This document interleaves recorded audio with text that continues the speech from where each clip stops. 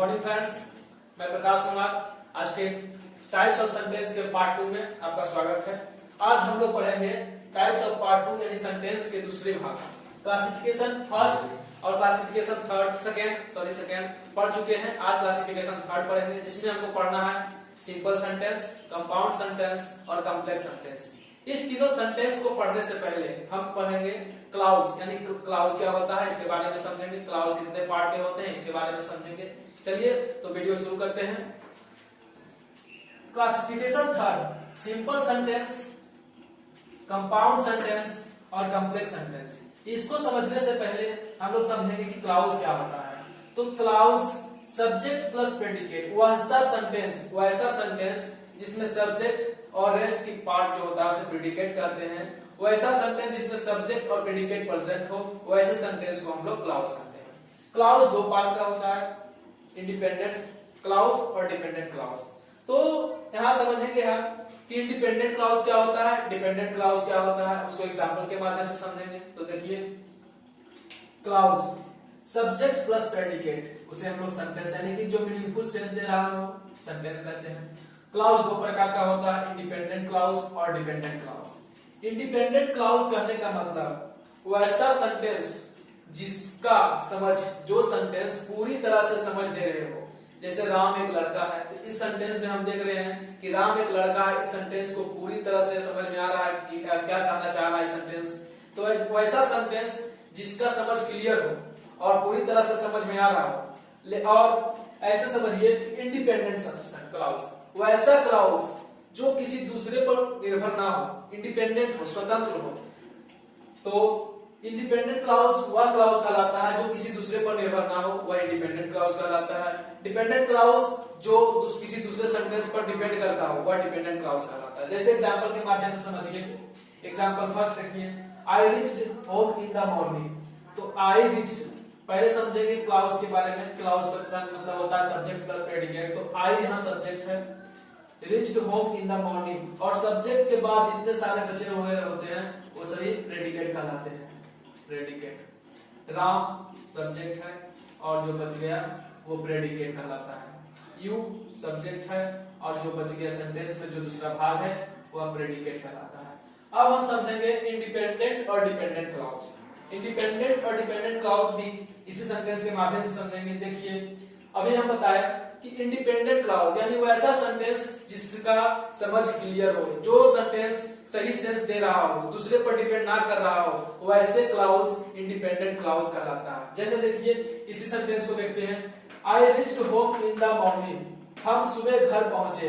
तो यहाँ पर इसका सेंस जो है क्लियर है। तो जिस सेंटेंस का सेंस क्लियर है वह इंडिपेंडेंट क्लाउज कहलाता है।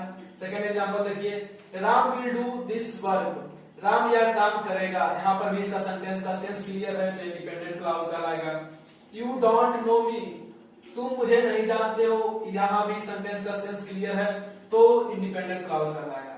लेकिन डिपेंडेंट क्लाउज कब कहलाएगा, जब किसी दूसरे पर डिपेंड हो, उसकी सेंस क्लियर ना हो और वह दूसरे सेंटेंस पर डिपेंड कर रहा हो, वैसे क्लाउज को हम लोग डिपेंडेंट क्लाउज कहते हैं। जैसे इसी सेंटेंस में देखिए, हम यहाँ स्टार्टिंग में लिख दिए when I reached home in the morning, जब हम सुबह घर पहुंचे। तो आगे की सेंस हमें क्लियर नहीं हो रहा है। वैसा सेंटेंस जिसमें सेंस क्लियर ना हो वह सेंटेंस डिपेंडेंट क्लाउज कहलाता है। when यहाँ जो है सबऑर्डिनेट क्लाउज है, सबऑर्डिनेट कंजंक्शन है। इसी तरह से देखिए, Ram will do this work, Ram यह काम करेगा, यह एक इंडिपेंडेंट क्लाउज है। लेकिन जब इसके आगे हम इफ सबऑर्डिनेट कंजंक्शन का यूज करते हैं, तो अगर राम ये काम करेगा, अगर ये काम राम करेगा, तो यहाँ पर पता नहीं चल रहा है कि आगे क्या होगा। इस सेंटेंस का सेंस जो क्लियर नहीं है, सेंस क्लियर नहीं होने के कारण ये डिपेंडेंट क्लाउज कहलाएगा। तीसरा एग्जांपल देखिए, यहाँ पर अगर हम लगा दें इवन इफ यद्यपि you don't know me, even if you don't know me, तो क्या, अगर तुम मुझे नहीं जानते हो तो क्या, अगर तुम मुझे नहीं जानते हो। तो इसमें देखिए सेंस क्लियर नहीं हो रहा है। सेंस क्लियर नहीं होने के कारण यह डिपेंडेंट क्लाउज कहलाता है। अब सेंटेंस के बारे में देखते हैं क्लासिफिकेशन थर्ड में, सिंपल सेंटेंस, कंपाउंड सेंटेंस और कॉम्प्लेक्स सेंटेंस के बारे में पढ़ना है क्लासिफिकेशन थर्ड में। तो सबसे पहले हम देखते हैं सिंपल सेंटेंस। सिंपल सेंटेंस यानी कि a simple sentence has only independent clause. करा a simple sentence has only one independent clause, यानी कि कहने का मतलब हुआ कि वह सेंटेंस जिसमें एक इंडिपेंडेंट क्लॉज हो, वह सेंटेंस वह सेंटेंस जिसमें एक इंडिपेंडेंट क्लॉज से बनकर तैयार हो, वह सेंटेंस जो एक इंडिपेंडेंट क्लॉज से बनकर तैयार हो, ऐसे सेंटेंस को हम लोग सिंपल सेंटेंस कहते हैं। जैसे एग्जांपल के माध्यम से समझिए, he is a boy, he is a boy, वह एक लड़का है।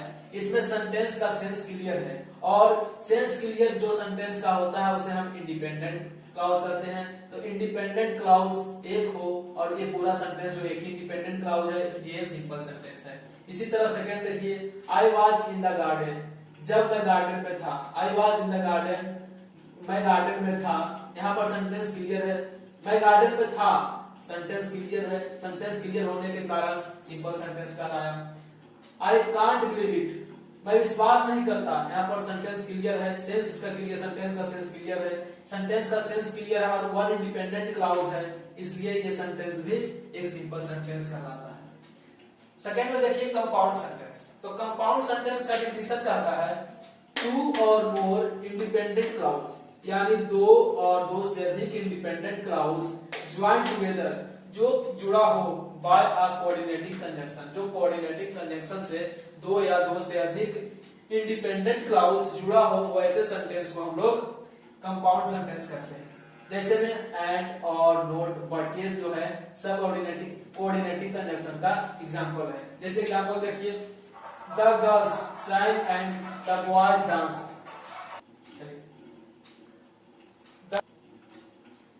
The girl sang and the boys dance.